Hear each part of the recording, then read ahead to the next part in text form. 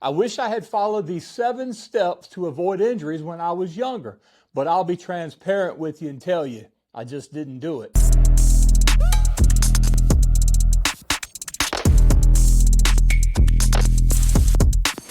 Hey everybody, Jay here. I appreciate you stopping by.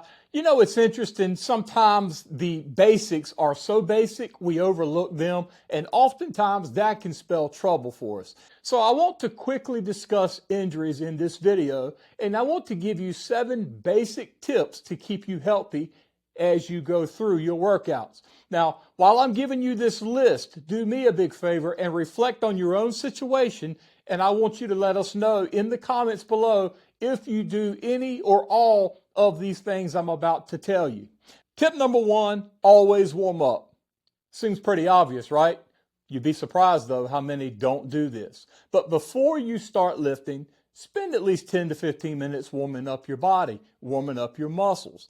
Dynamic stretches like leg swings or arm circles and some sort of light cardio such as an early morning walk. This will help you increase your blood flow and prepare your muscles and joints for the workout ahead. Of course, I recommend walking 2 to 3 hours before weight training and make it more of a casual walk than a sprint or a jog just to prevent any glycogen burn.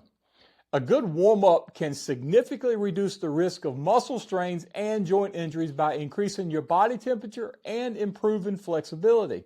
Tip number 2, focus on proper form.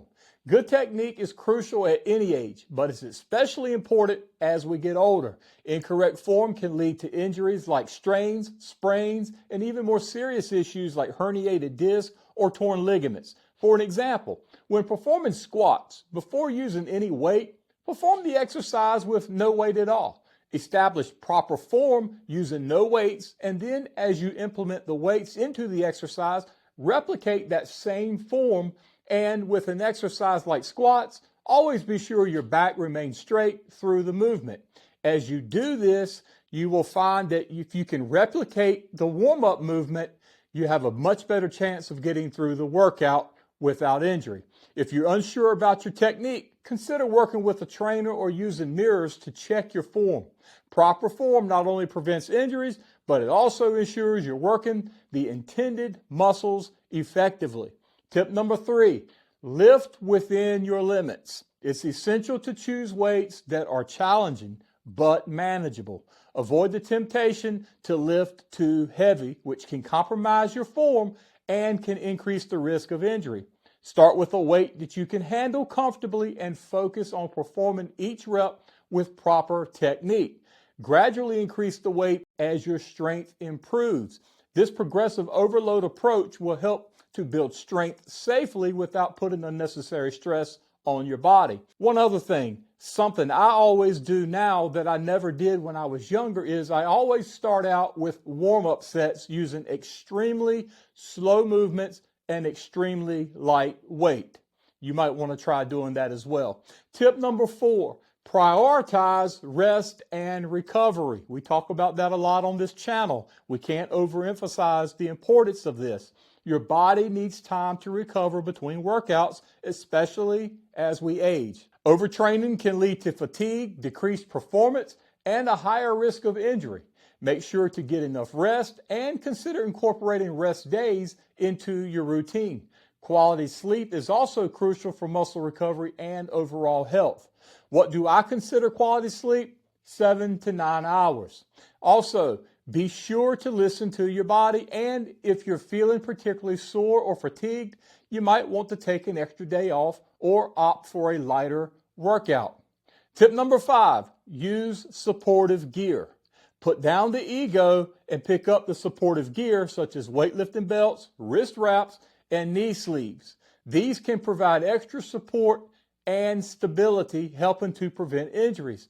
A weightlifting belt, for example, can help support your lower back during heavy lifts, while wrist wraps can stabilize your wrists during pressing movements. Make sure you're using this equipment correctly and do not rely on them to compensate for poor technique.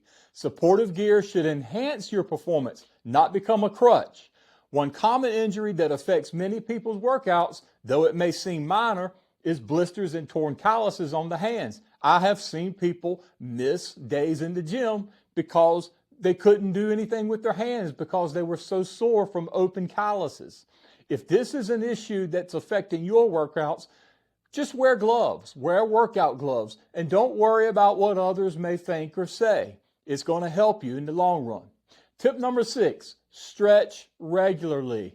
Flexibility and mobility are key to avoiding injuries. Incorporate both static and dynamic stretches into your routine to maintain a full range of motion in your joints and muscles. Dynamic stretches like walking lunges and torso twists are great before workouts, while static stretches like hamstring and quad stretches are beneficial post-workout.